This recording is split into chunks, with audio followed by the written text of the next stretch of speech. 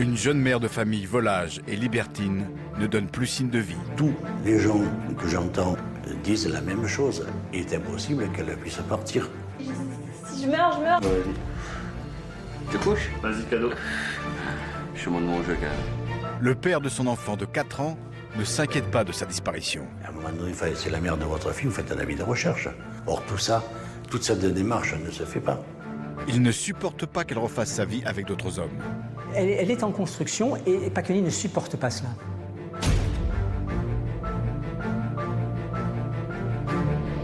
Cet homme s'avère être un personnage hors du commun. C'est Rambo, Pacchioni.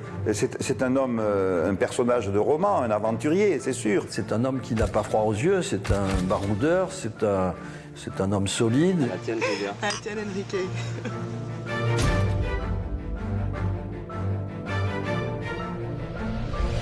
Cet aventurier est prêt à tout pour le bonheur de sa fille autiste. Quand elle regarde son père, on sent tout l'attachement du monde. Et quand il regarde sa fille, il va jusqu'à nier la maladie de sa fille. C'est assez extraordinaire de voir ça. Il est capable de tout par amour pour cet enfant. Et je dis par amour pour cet enfant. Hein.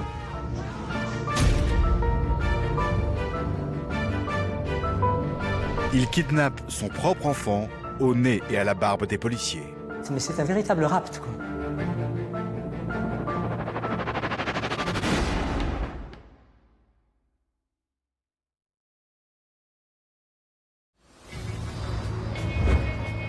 Juin 1989. Nous sommes à Marignane, près de Marseille. Michel Moriamé, une secrétaire âgée de 32 ans, a disparu depuis 2 mois. Sa mère, inquiète de ne plus avoir de ses nouvelles, appelle le commissariat. J'ai Madame Moriamé au bout du fil, laquelle me dit, voilà, depuis 2 mois, je n'ai plus de nouvelles de ma fille. Or, elle me téléphoné 2 fois par semaine. Elle habite le Caressier. J'appelle, elle ne répond pas. J'appelle plusieurs fois, elle ne répond pas. J'ai appelé le matin, le soir, elle ne répond toujours pas. Convaincus du caractère mystérieux de cette disparition, les policiers se rendent au domicile de Michel Moriamé. C'est là qu'ils rencontrent un homme, l'ex-compagnon de la locataire, un certain Henri Pacchioni. Il y a un homme qui se présente, qui rentre la clé dans la serrure. Donc j'ai dit, monsieur, vous habitez ici? Je dis, oui, j'habite là. Je dis, mais vous êtes qui? Il me dit, Henri Pacchioni. Je vis avec Michel Moriamé. Henri Pacchioni, dont voici le vrai visage à l'époque, n'a pas encore 50 ans. L'homme invite les policiers à l'intérieur du domicile de Michel Moriamé. Les enquêteurs le pressent de questions sur l'emploi du temps de sa compagne. Mais avant toute chose, le baroudeur tient à mettre les choses au clair. Michel Moriamé n'est plus sa compagne, et encore moins son épouse. Près de 20 ans se sont écoulés. Mais aujourd'hui encore, Henri Pacchioni se souvient très bien de ce qu'il a dit lorsqu'il a vu arriver les policiers. C'était pas ma femme. C'était pas ma femme. C'est la mère d'Émilie, c'est pas pareil. Ça j'y tiens à ça. Pas ma femme. Face aux policiers, Henri Pacchioni explique qu'il n'est pas étonné de l'absence de Michel Moriamé. Il me dit, de toute façon, elle est habituée à partir. Elle part 7 jours, 2 jours, 3 jours. Là, elle a dû rencontrer quelqu'un, elle est partie, ça dure 2 mois, ça va durer 3 mois. C'est la première fois que ça dure aussi longtemps. Quand il en aura marre, il la virera. Et c'est pas la première fois qu'elle partait. Combien de fois elle a foutu le camp? 1 semaine, 10 jours, 15 jours, 1 mois. Combien de fois elle l'a fait? Très vite, les policiers l'interrogent sur son histoire avec la disparue, Michel Moriamé. Henri Pacchioni leur fait le récit de leur vie commune. Il leur montre un album photo qu'il détruira par la suite. Ils se sont rencontrés, elle était beaucoup plus jeune que lui, je crois qu'ils avaient 15 ou 16 ans d'écart. Et ça a accroché de suite. De suite, ça a été, elle était charmante, il était beau garçon, il était baroudeur, il avait tous les ingrédients pour que ce soit une merveilleuse histoire d'amour. La jeune secrétaire est flattée que cet homme, qui fait figure de séducteur, s'intéresse à elle. Henri Pacchioni incarne alors tout ce qu'elle cherche chez un homme. Pendant quelques années, la relation est intense et passionnelle. Je crois qu'il était d'abord physiquement attaché à elle. Quand il parle de Michel Moriamé, il a un sourire, un regard, et physiquement, ils étaient très liés.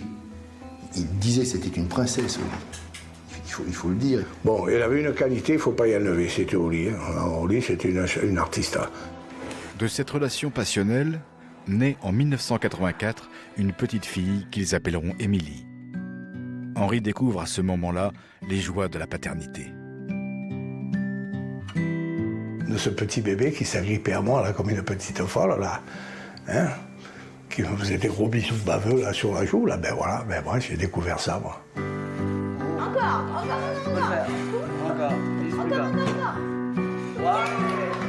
Henri et Michel vivent ensemble des moments heureux avec leur petite Émilie. Pour Michel, il s'agit de son premier enfant. Quant à Henri, il lève le pied professionnellement pour se consacrer davantage à sa vie de famille. Alors que jusqu'ici tout paraissait normal, les parents vont devoir faire face à un terrible malheur. Émilie, âgée de 3 ans, décroche et se révèle handicapée mentale. Le couple est mis à l'épreuve. Il faut dire, elle est autiste. Elle est autiste, psychotique, tout ce que l'on veut. Elle a un retard. Elle a, à 80 ans, elle aura la pensée d'un enfant de 2-3 ans. Elle est retardée. Quand elle regarde son père, on sent tout l'attachement du monde. Et quand il regarde sa fille, il va jusqu'à nier la maladie de sa fille. C'est assez extraordinaire de voir ça.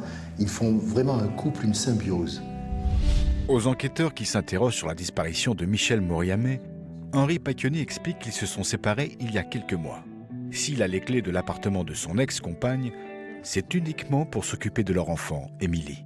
Mais les policiers ne sont pas convaincus. À un moment donné, c'est la mère de votre fille, vous faites un avis de recherche. Or tout ça, toute cette démarche ne se fait pas.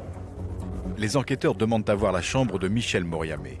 Et là, surprise, son lit a disparu. Il n'y a plus de montant du lit, il n'y a plus de lit du tout. Il y a juste 2-3 barres qui sont là, qui traînent. Le lit n'y est plus. Les policiers sont particulièrement intrigués. Que s'est-il passé dans cette chambre ? Henri Pacchioni affirme qu'il s'est débarrassé des meubles. Mais pourquoi un tel déménagement ? N'y avait-il pas sur ce lit des preuves compromettantes ?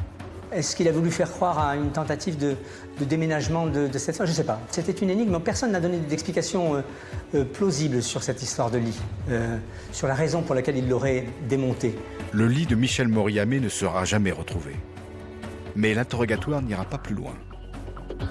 Un cri sort de nulle part. C'est Émilie qui fait une nouvelle crise, chose récurrente pour cette petite fille handicapée mentale. Cette crise est le fruit d'un stress causé par l'arrivée des policiers, élément perturbateur dans son petit monde. Le seul à pouvoir la calmer, c'est son père. Il est le seul à avoir les mots et les gestes qui la réconfortent. Tendrement, calmement, il la rassure, la prend dans ses bras et lui confectionne un petit nid douillet devant son film préféré. Un regard, une caresse, un sourire, des mots tendres. Il n'en faut pas plus à la petite Émilie pour se calmer. Son père est tout simplement son port d'attache, son remède, son héros. Les policiers laissent Henri Pacchioni s'occuper de sa fille. Pour le moment.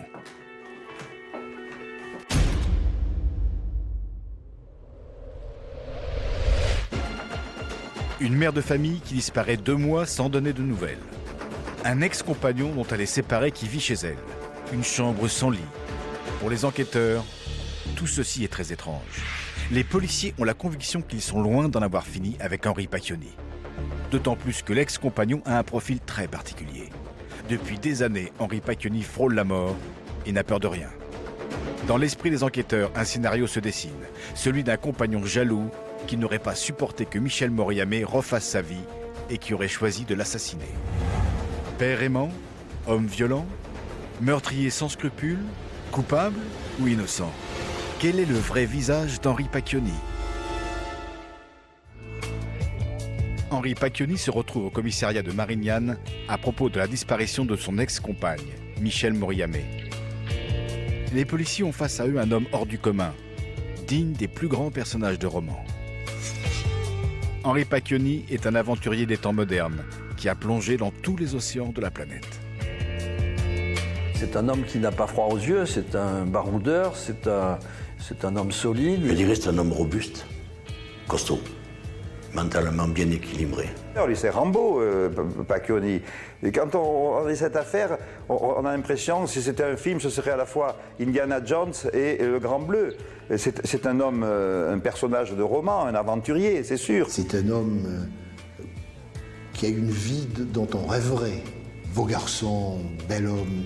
Ça, le personnage était très très intéressant et en plus très attachant. Aujourd'hui, âgé de 70 ans, Henri Pacchioni accepte pour la première fois de raconter sa vie à une seule condition, que sa fille handicapée mentale soit présente pendant l'entretien. 70 balais, j'ai bien vécu, j'ai fait autour du monde, j'ai eu des amoureuses à... J'en ai eu quelques-unes dans ma vie. Les policiers le découvrent. Cet ancien de la guerre d'Algérie n'a pas froid aux yeux. Il connaît le maniement des armes. Revenu dans le civil, Henri Pacchioni trouve une nouvelle opportunité d'affronter le danger.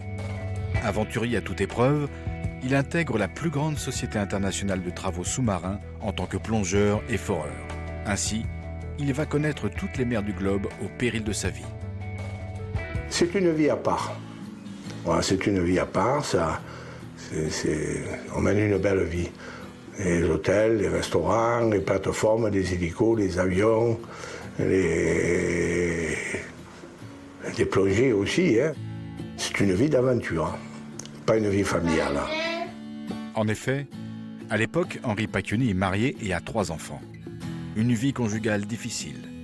Sa première femme, Marité, supporte de moins en moins son absence. Moi, ça m'est arrivé d'arriver le vendredi de mer du Nord. J'étais marié là. Et le samedi matin, je repartais de Golfe Persique, je suis revenu 6 mois après. Là, la Marité, elle a piqué une crise de folie. Là. Aussi, après 20 ans de mariage, il se sépare de la mère de ses 3 enfants. Henri, en homme au grand cœur et généreux, lui laisse la maison, de l'argent et la garde des enfants. Henri a fait le choix de vivre comme un nomade. Cette vie d'aventure lui convient parfaitement. Maintenant qu'il est divorcé, il peut donner libre cours à sa vie de célibataire. Je m'étais juré de plus jamais me mettre en ménage. C'est moi, avec la vie que je menais, elle me plaisait très bien. On était tous mariés ou cavalés derrière les femmes. Dès qu'on débarquait, on aurait dit des chiens de chasse qui partaient. Début 1982, Henri Pacchioni a 40 ans. Il est au sommet de sa renommée et de sa séduction. C'est de retour de mission qu'il fait la connaissance d'une jeune secrétaire de 15 ans, sa cadette, Michèle Moriamé. Ils resteront ensemble 7 ans, sans jamais se marier, et auront une fille, Émilie. Tout semble bien se passer jusqu'au moment où Michèle Moriamé disparaît. Dans les jours qui suivent, les enquêteurs cherchent à en savoir plus sur la nature de la relation entre Michèle Moriamé et Henri Pacchioni, afin d'étayer leurs soupçons. Tous les gens que j'entends autour disent la même chose. Il est impossible qu'elle puisse partir. Il lui est arrivé quelque chose. Elle n'est pas partie. Lors de l'enquête de voisinage, ils cherchent quelqu'un qui puisse les conforter dans cette thèse. Personnellement, non, c'était ma voisine de palier, quoi. Vous savez que ça fait 2 mois... Dans l'immeuble de Michèle Moriamé, ils croisent par hasard une voisine de palier. Interrogée, la femme révèle aux enquêteurs un point qui va bouleverser leurs convictions. Elle se souvient très bien d'une soirée bruyante, il y a à peu près 2 mois, dans la nuit du 31 mars au 1er avril. Elle a entendu des cris provenant de l'appartement de Michèle Moriamé. La voisine, elle dit qu'elle a entendu 4 appels de secours. Elle les a comptés. 4 appels au secours. Puis plus rien. Le silence complet. La voisine en est sûre. Cette voix qui criait à l'aide dans la nuit était celle de Michèle Moriamé. Elle explique qu'intriguée, elle est allée frapper à la porte de sa voisine de palier pour s'assurer que tout allait bien, mais personne n'a répondu.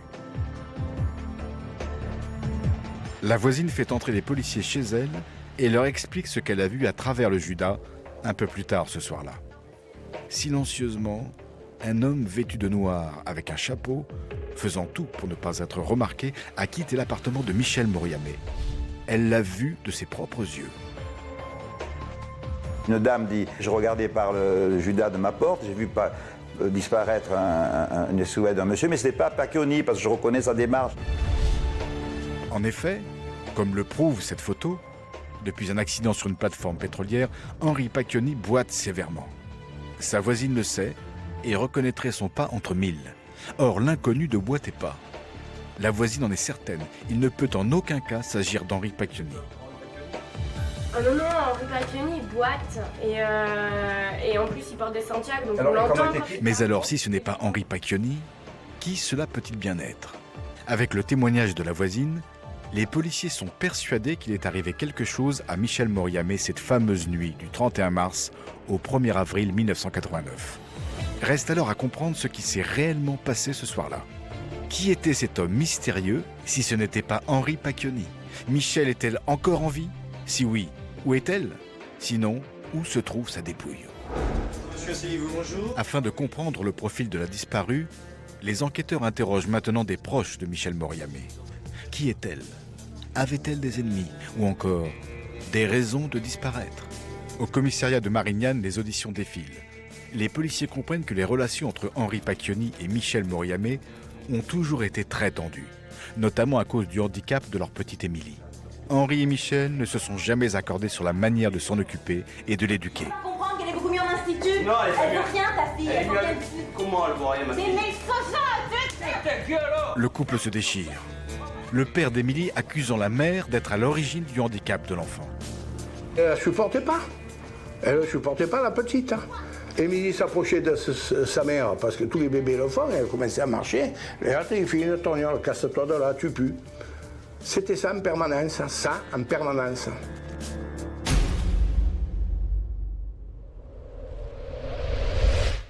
Michel Moriamé, mère de famille de 32 ans, a disparu depuis 2 mois.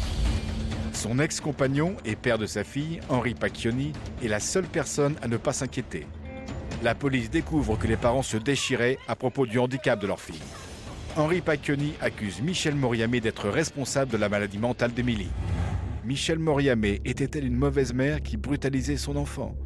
Certains témoignages le confirment, comme celui de la baby-sitter. La petite Émilie se couchait par terre.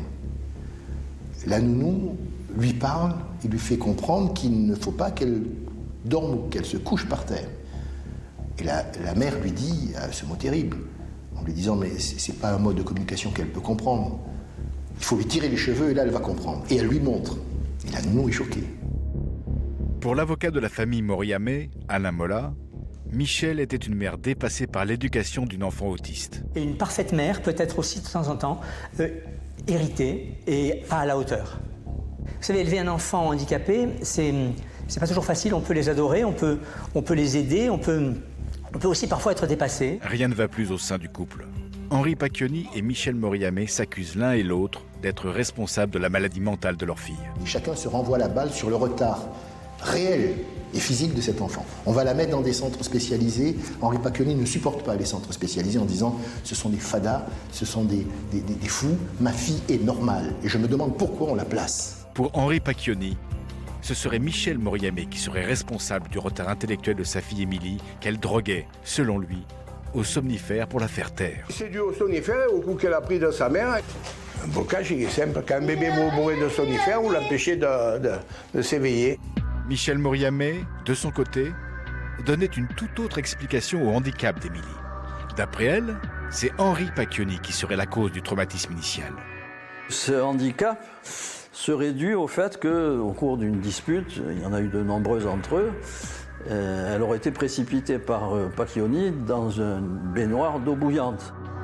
Cette violence du père envers sa mère aurait traumatisé à vie la petite Émilie, témoin de cette scène abominable. C'est du moins la version de sa mère, Michel Moriamé. Elle reprochait à Henri Pacchioni d'avoir tenté un jour de l'ébouillanter alors que la gamine avait 1 an et demi et que c'est ce qui a entraîné le retard. Elle s'est terrée dans ce monde de 1 an et demi pour ne plus voir la réalité des adultes. Voilà l'explication de la maman. Pour Henri, ce n'est pas lui directement qui a précipité Michel Moriamé dans la baignoire d'eau bouillante, mais sa mère, Pia Pacchioni.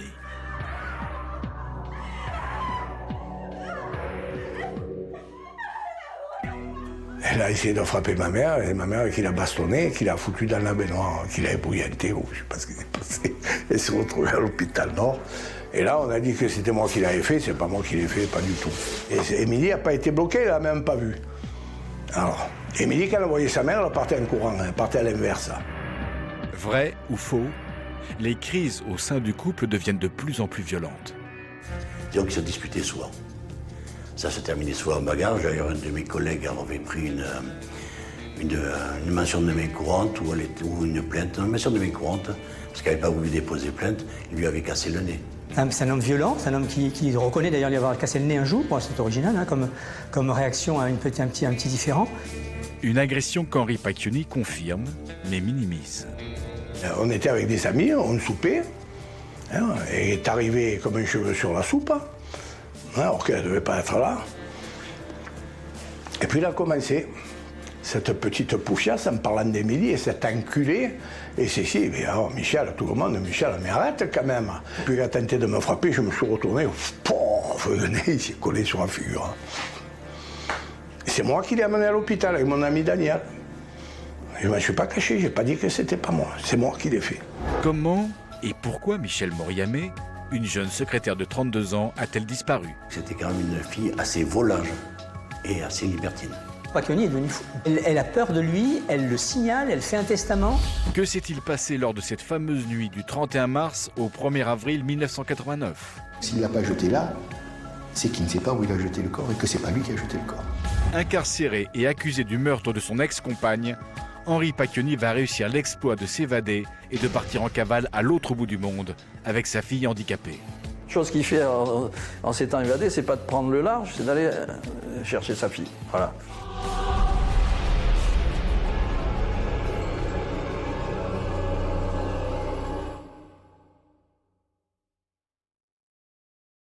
Michel Moriamé, jeune femme de 32 ans, a disparu depuis 2 mois. Elle n'aurait jamais laissé sa petite fille Émilie, âgée de 4 ans, sans nouvelles, car celle-ci est une enfant autiste, totalement dépendante de ses parents. Son ex-compagnon et père de sa fille, Henri Pacchioni, est le suspect numéro 1 dans sa disparition. Le couple se disputait violemment à propos du handicap de leur fille. L'ancien compagnon est le seul à ne pas s'inquiéter de la disparition de Michel Moriamé. Le handicap de la petite Émilie n'est pas le seul motif de discorde qui peut expliquer la disparition de Michel Moriamé. Les policiers découvrent qu'il existait un mobile beaucoup plus classique, la jalousie, car la jeune secrétaire avait une sexualité assez débridée. Déjà, elle a une jeunesse assez mouvementée, puisqu'elle a eu des rapports très jeunes, très tôt. Il y a quand même 20 ans, 25, 30 ans en arrière, ça ne se passait pas comme maintenant, hein. Il y a cette restriction. Il y avait tout ce truc, donc c'était quand même une fille assez volage et assez libertine. De fait, au moment de sa disparition, Michel Moriamé avait un nouveau compagnon, ce qu'Henri Pacchioni ne supportait pas. Il se rend compte qu'elle a fini par se construire, qu'elle n'est plus dépendante de lui et qu'il n'est plus son héros. Elle a rencontré un gars, Paul, avec qui ça semble accrocher sérieusement. En effet, à l'époque de sa disparition, Michel a retrouvé l'amour dans les bras d'un homme un peu plus âgé qu'elle, Paul. À ses côtés, elle compte donner un nouveau sens à sa vie de femme et de mère. Elle était stabilisée, il y a tout qui s'arrangeait, il y a tout qui s'éclairait. Là, c'était parfait. Elle est en construction et Pacchioni ne supporte pas cela. Paul lui propose une vie à l'abri, rangée, en sécurité. Et de la sécurité, c'est ce dont Michel a le plus besoin. Elle se livre corps et âme à cet homme et caresse l'espoir d'une vie meilleure. Les deux amants sont faits l'un pour l'autre. Michel Moriamé est comblé.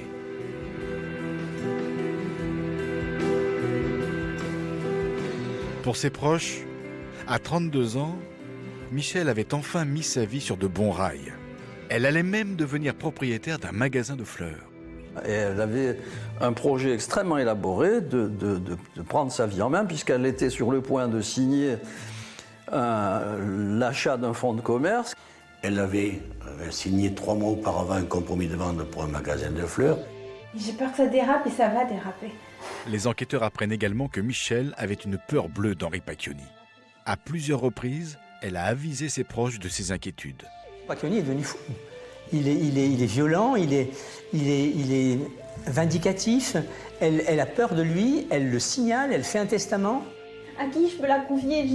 Si je meurs, je serai incapable de faire quoi que ce soit et je serai plus là pour protéger ma fille. Je comprends, chérie.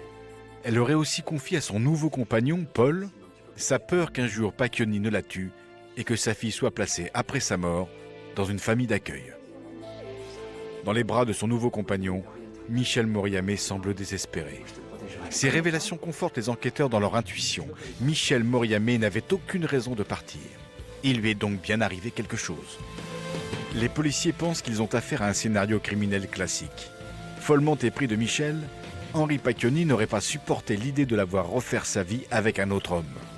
Ils sont désormais convaincus de la culpabilité de l'ex-compagnon qui, dévoré par la jalousie, aurait fait disparaître Michel Moriamé.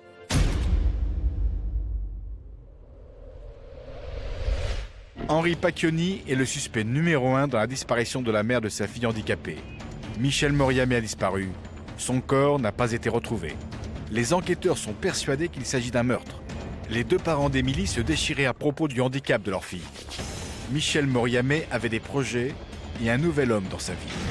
Ce que son ancien compagnon, violent, n'aurait pas supporté. Interrogé sur la nuit du drame, Henri Pacchioni fournit un alibi aux policiers. J'étais au poker. Au poker avec des amis. Selon ses déclarations, ce soir-là, il était chez son meilleur ami en train de jouer au poker pendant toute la soirée. Les deux hommes organisaient souvent des parties endiablées jusque tard dans la nuit. Cet alibi est confirmé par son partenaire de jeu. Te couches? Vas-y, cadeau. Et ce n'est que vers 2h du matin qu'il a ramené Émilie chez sa mère à Marignane pour la coucher.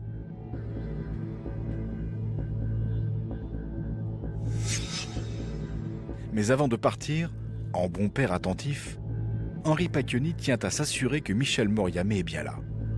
C'est alors qu'il constate qu'elle n'est pas présente. Elle semble être partie après une soirée romantique. Surpris, la présence de coupes de champagne, comme si donc on avait joyeusement fêté une soirée et qu'on s'était ensuite évaporé, parti, disparu. Henri Pacchioni explique aux enquêteurs que cela l'a rendu furieux, car une fois de plus, Michel Moriamé n'en aurait fait qu'à sa tête et aurait oublié son enfant pour un rendez-vous galant. De son côté, Paul, le nouvel homme de Michel Moriamé, confirme avoir passé le début de soirée chez elle autour de 2 coupes de champagne avant d'aller dîner au restaurant en amoureux. Paul dit avoir quitté Michel Moriamé aux alentours de minuit.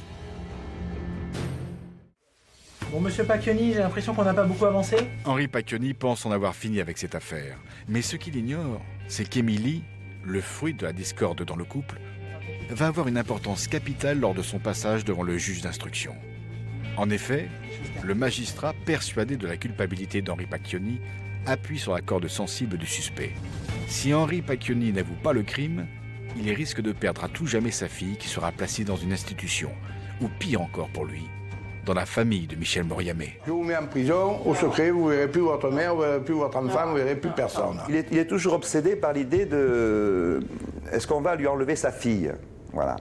Sa petite. Est-ce qu'on va la donner aux parents de la disparue? Il craint ça par-dessus tout, d'être séparé de sa fille. Vous avez pensé à la petite Émilie? Du coup, selon Henri Pacchioni, pour ne pas qu'Émilie lui échappe définitivement, il accepte de passer aux aveux à sa manière. Je lui dis, si j'avoue, je ne pourrais jamais vous donner au monde de cadavre, je ne l'ai pas tué. J'y étais pas. Il y a tout qui le prouve, j'y étais pas.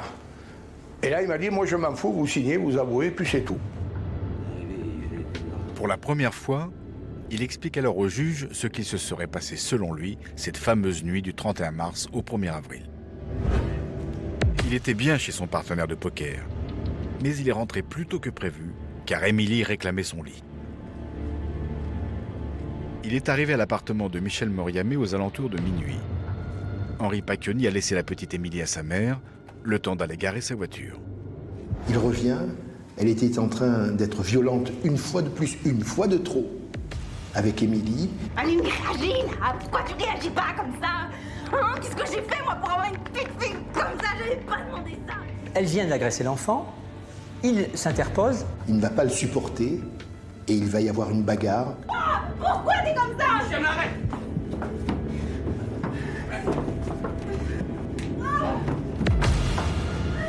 Il la pousse et elle va tomber sur un montant de lit.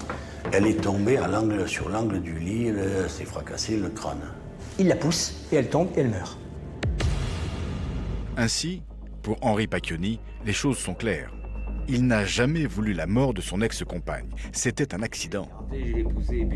Des aveux qui ne sont pas partagés par les enquêteurs qui pensent qu'il s'agit d'un meurtre pour une bonne raison. Pourquoi faire disparaître le corps? Si c'est accidentel, quel intérêt de faire disparaître le corps? Précisément en ce qui concerne la disparition du cadavre, Henri Pacchioni révèle au juge d'instruction qu'il a enveloppé le corps de Michel Moriamé dans un drap blanc afin de faciliter son transport.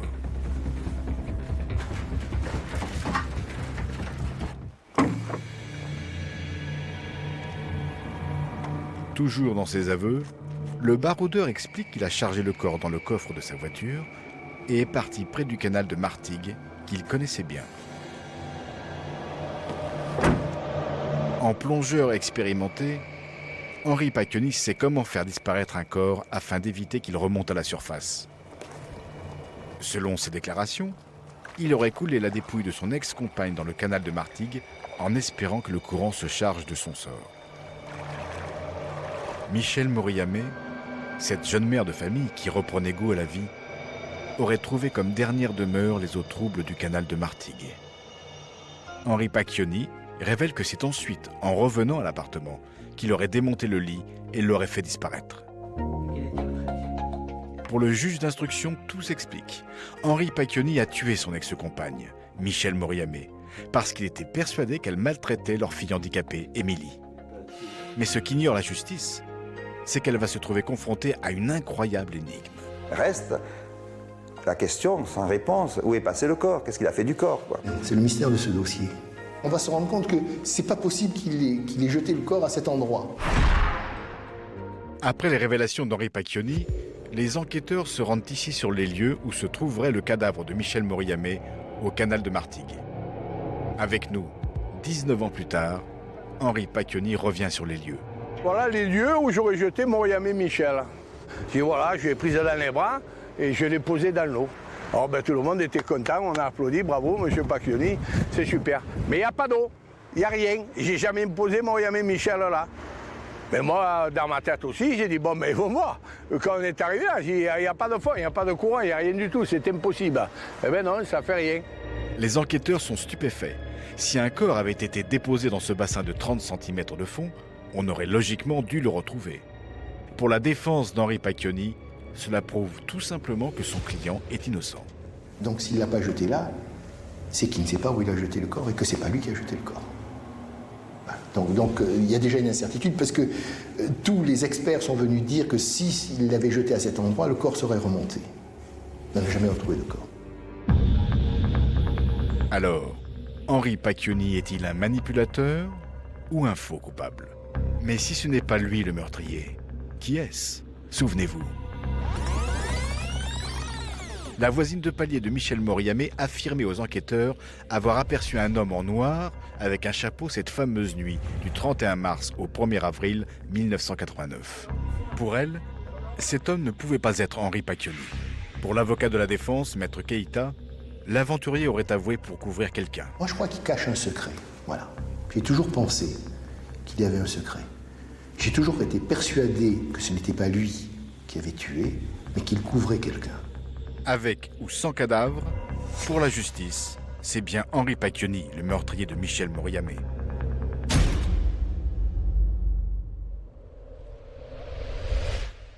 Henri Pacchioni est incarcéré dans l'attente de son procès. Dans un premier temps, ce baroudeur a reconnu sa responsabilité dans la disparition de son ex-compagne. Mais ses aveux sont sujets à caution, car contrairement à ce qu'il avait déclaré, il n'a jamais jeté le cadavre de Michel Moriamé à l'endroit qu'il avait indiqué. Depuis, Henri Pacchioni est revenu sur ses aveux. Persuadé qu'il est victime d'une erreur judiciaire, incompris, séparé de sa fille autiste, Henri Pacchioni, le plongeur de l'extrême, va se soustraire à la justice d'une manière radicale. Du fond de sa cellule, Henri Pacchioni est acculé. Avant de commettre un geste lourd de conséquences, il pense une dernière fois à sa petite Émilie, la prunelle de ses yeux.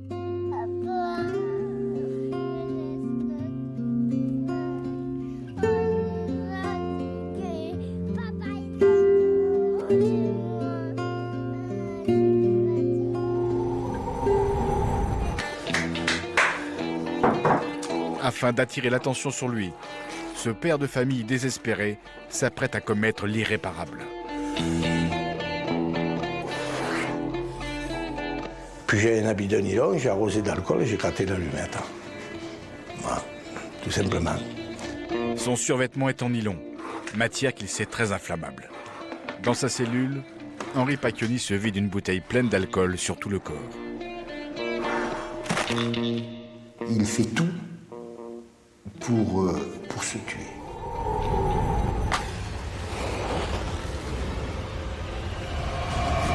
Henri Pacchioni, cet homme de 49 ans à la vie extraordinaire choisit une mort extraordinaire. Le 30 octobre 1991, il s'immole par le feu.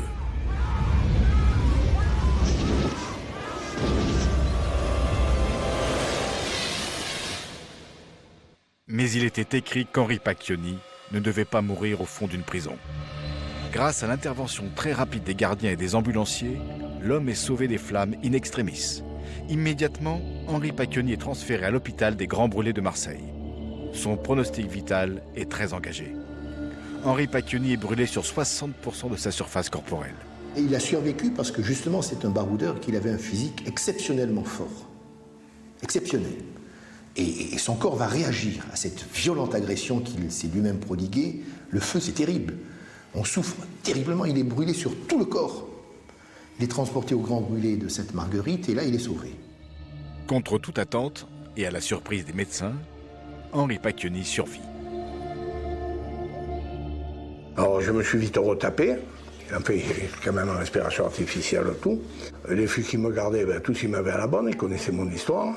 Tout le monde m'avait à la bonne, de toute façon.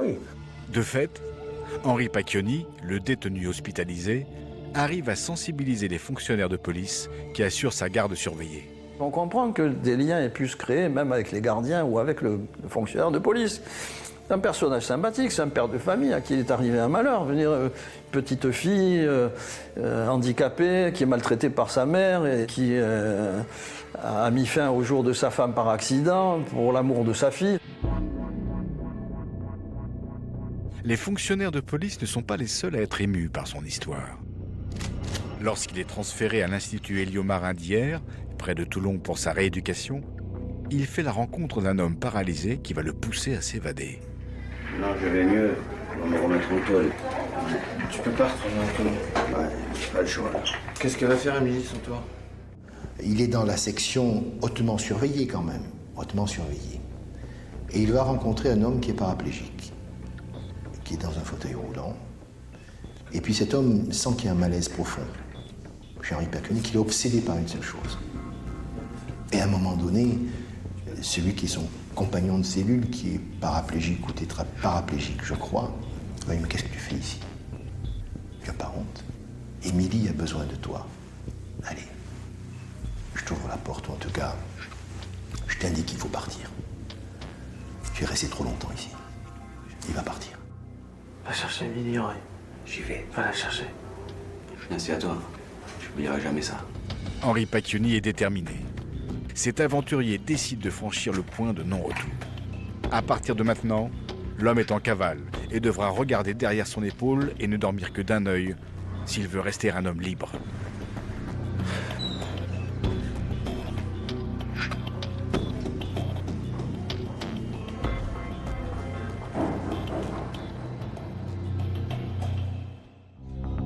À peine son évasion connue, un énorme dispositif de recherche est mis en place. Le fuyard croise alors les policiers qui ne le reconnaissent pas. Henri Pacchioni joue les cueilleurs du dimanche en ramassant des escargots. Mais les filles qui s'attendaient à voir un mec, comme vous avez dit vous, sur un fauteuil roulant, tout la gaga, non pas un type tranquille avec un sac en train de ramasser escargots. Et ils arrivent et me disent: ah, monsieur, il dit: oui, qu'est-ce qu'il y a, chef? Et il me dit: il faut que vous partez. Je dis: pourquoi je vais partir de là? Il y a un interdit, il y a un homme très dangereux qui est en cavale là, il faut vous lever de là. Et que vous voulez qu'il me fasse? Moi, si je veux mon sac d'escargots, je lui donne. Hein. Il y a pas de... Je ramasse mes escargots, laissez-moi tranquille hein, avec mes escargots. Et on partit. Le vrai faux ramasseur d'escargots touche à son but. Contrairement aux évadés classiques qui prennent le large immédiatement, Henri Pacchioni fait tout l'inverse. Il se rend à Marseille dans la gueule du loup pour récupérer sa fille placée chez sa grand-mère, dont la maison est sous haute surveillance. Mais la police surveille le domicile de la grand-mère. Avec un sang-froid extraordinaire, Henri Pacchioni va kidnapper sa fille chez sa mère, au nez et à la barbe des policiers présents. Il y avait deux entrées, et je ne savais pas. Il y avait l'entrée principale en haut, mais il y avait une petite entrée en bas du jardin de ma mère. C'est par cette petite entrée dérobée qu'Henri Pacchioni va enlever sa fille. Mais c'est un véritable rapt, quoi. Il est capable de tout par amour pour cet enfant. Et je dis par amour pour cet enfant. Hein. Le père et la fille sont à nouveau réunis. Ils ne se quitteront plus. C'est le début d'une cavale qui, contrairement aux apparences, ne pose pas de problème à l'aventurier qui connaît le monde comme sa poche. C'est un baroudeur, il a parcouru le monde, il a des relais partout, et se trimballer avec une enfant en difficulté de santé mentale, à travers le monde, ne lui posera pas de problème, il disparaîtra le temps qu'il faut.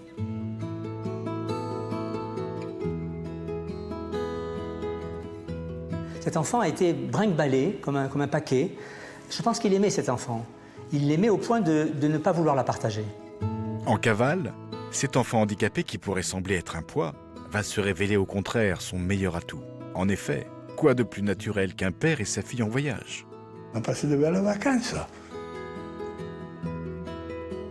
Elle a pris l'avion maintes fois, le bateau, ça n'a jamais été un souci, jamais. Cet amour évident et partagé est leur meilleur laissez-passer. Durant la cavale, Henri Pacchioni va être repéré à plusieurs reprises. Pourtant, les forces de l'ordre vont curieusement fermer les yeux. Il se retrouve en Sardaigne, et là, évidemment, il y a un mandat d'arrêt international. Il y a un carabinier qui le reconnaît. Mais devant cet amour qu'il montre, la petite fille handicapée et tout, il lui dit, bon, va-t'en. Et je ferme les yeux. Et il s'en va. Encore, c'est pareil. Les autorités locales ferment les yeux pour ne pas le séparer de sa fille. 1991. Le père de famille en fuite arrive au Brésil avec sa fille. Henri Pacchioni y découvre ce qu'il pensait impossible. En Amérique du Sud, tout le monde semble penser comme lui. Le handicap mental de sa fille n'est pas une tare. Le handicap n'est pas vu comme dans les pays où on a tout. Le handicap fait partie de la vie. On ne vous montre pas du doigt parce que vous êtes handicapé. Émilie va se fondre dans le paysage du Brésil et on ne va pas la montrer du doigt comme souvent ça arrive chez nous. Quand vous avez un handicap, on n'ose pas montrer de handicapé. On les cache. Tellement ça fait mal, ou ils sont agressés, ils ne veulent pas sortir. Ils ne peuvent pas sortir. Ben non, au Brésil, elle va se sentir pleinement heureuse, aimée, adulée. Je crois qu'elle va passer les plus belles années de sa vie, lui aussi. Pour Henri Pacchioni, c'est la première fois qu'il voit sa fille acceptée et heureuse.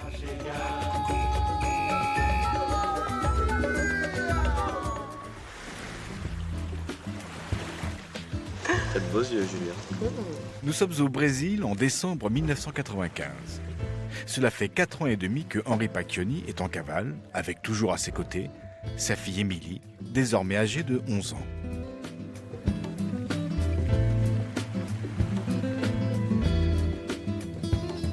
J'étais heureux. Je la prenais dans mes bras, je me la bouffais, je la couchais à côté de moi, puis je la mettais dans son petit lit, je l'écoutais dormir, je la regardais, voilà, c'est tout.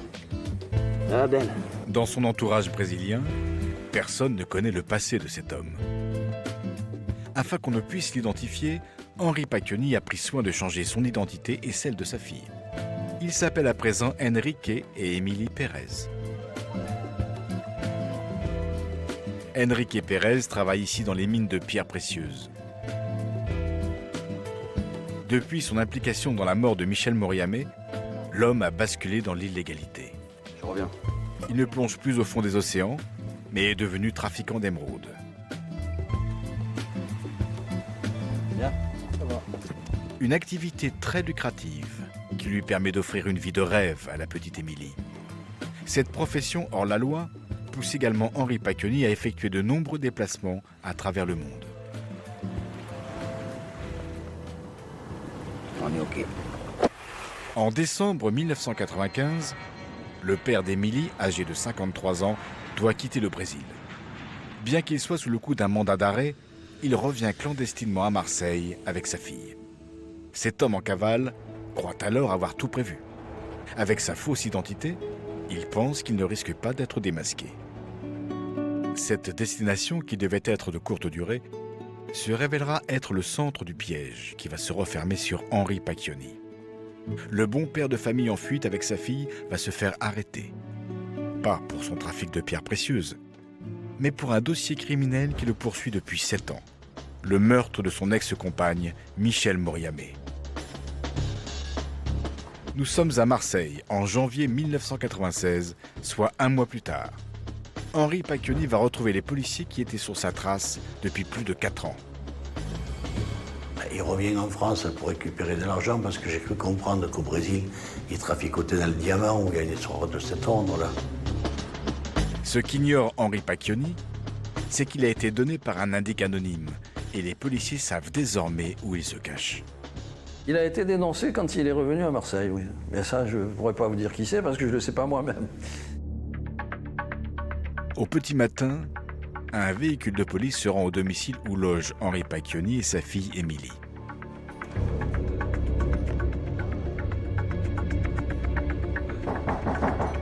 Le père et la fille sont au petit déjeuner lorsque de vieilles connaissances frappent à la porte. Des policiers qui le traquent depuis 4 ans et demi. Je les connaissais, hein, et j'aurais dit non, je suis pas armé, hein, vous pouvez rentrer, vous pouvez fouiller. Henri Pacchioni, tu sais pourquoi on est là? Quand il ouvre aux policiers, Henri Pacchioni réalise alors qu'il a été trahi et que sa cavale touche à sa fin. Désormais, le père de famille est rattrapé par son passé. Il va devoir répondre du meurtre de son ex-compagne Michel Moriamé. Avant les assises, Émilie sera confiée à sa grand-mère paternelle. Nous sommes à Aix-en-Provence, le 2 octobre 1996. L'homme en cavale depuis plus de 4 ans doit maintenant affronter ses juges. Il doit répondre du meurtre de Michel Moriamé et de son évasion. Dans le box, Pacchioni le fuyard n'est plus le même. Il a perdu de sa superbe. Il a changé. Je pense qu'il est marqué par sans doute cette cavale. Une cavale, c'est jamais facile. Avec un enfant handicapé, ça ne doit pas être non plus très facile. Il le nie toujours le truc, mais bon, disons que les soupçons sont quand même accablants pour lui, quoi. Alors que les charges semblent accabler Henri Pacchioni, un témoin surprise s'invite à l'audience. Émilie. Ils l'ont fait venir. Là, c'est pareil. Je me suis mis en colère. Hein, le président, présentez-vous, votre nom, votre âge et votre identité. Elle ne parle pas. Ah ben la fille, c'est toujours une poupée qui dit pas ni oui ni non, mais qui parle par monosyllabe, et on sent qu'il y a entre eux une espèce de courant presque qu'on pourrait matérialiser, toucher d'amour réciproque. C'est donc sans prononcer un mot qu'Émilie tente de secourir son père, un témoin muet qui va bouleverser toute l'audience. Cet amour infini qu'il porte à la petite Émilie, eh bien, elle a vraiment attendri tout le monde. Elle lui a provoqué beaucoup d'indulgence à son égard. Alors qu'Henri Pacchioni risque en théorie 20 ans de réclusion criminelle, l'accusé n'est condamné qu'à 12 ans de prison pour le meurtre de Michel Moriamé, plus 2 ans pour son évasion. Pour la famille de Michel Moriamé, le verdict semble un peu amer. Je m'attendais à une peine plus forte. Sur, encore une fois, le personnage menteur et aussi irrespectueux de la mémoire autant de cette femme que de ses parents dans leur deuil. Ça, je pensais que ça vaudrait plus cher, plus encore que l'homicide volontaire commis. Si la famille de la victime vit aussi mal le verdict, c'est aussi parce que la justice va se montrer très clémente avec Henri Pacchioni. L'amour entre le père et sa fille va peser lourd dans l'exécution de sa peine. Et le juge de l'application des peines lui accorde une permission de 12 jours après 18 mois seulement de détention. Ça ne s'est jamais vu, c'est unique dans les annales, pour aller voir sa fille, pour pouvoir s'occuper d'Émilie. Ainsi, après 7 ans de détention, Henri Pacchioni, condamné à 14 ans, retrouve la liberté en conditionnel. À sa sortie, Émilie l'attend. Aujourd'hui, Henri Pacchioni, 70 ans, continue de vivre avec Émilie, 28 ans, dans un quartier modeste du nord de Marseille. Le soir, quand elle va se coucher dans son lit, elle m'appelle « Papa, viens !» Le bisou, bonne nuit. Mais je suis heureux, moi. Je vais lui faire le bisou, bonne nuit. Parce qu'Émilie, elle a besoin qu'on s'occupe d'elle et que personne ne veut s'en occuper. En effet, Émilie subit le sort des enfants autistes. Elle est trop âgée pour bénéficier d'une prise en charge par l'État. Elle dépend à nouveau entièrement de son père. Père qui sait qu'il n'est pas éternel. Henri Pacchioni aimerait trouver une solution pour la prise en charge de sa fille. C'est un peu un souci parce qu'elle a envie d'être avec des jeunes de son âge, alors que toutes les portes sont fermées. Voilà, c'est la France. Alors je fais un appel, si un jour il y a un centre qui veut bien prendre ma fille, ça sera les bienvenus. Faute de trouver, Henri Pacchioni pense de plus en plus à retourner là où ils ont vécu les plus belles années de leur vie, au Brésil. Mon rêve, c'est bien sûr repartir au Brésil, hein, ça c'est certain. Parce que ce que j'ai ici, au Brésil, on vit comme des petits princes. Et en plus, surtout, Émilie sont pris en compte totalement. Et ça, c'est une autre histoire. Là-bas, on dit que quand ils sont comme ça, c'est un don de Dieu. Alors qu'ici, vous en voyez beaucoup des handicapés dans la rue. On n'en a pas beaucoup. Hein. On les cache. Là-bas, on ne les cache pas. On les montre. On est fiers.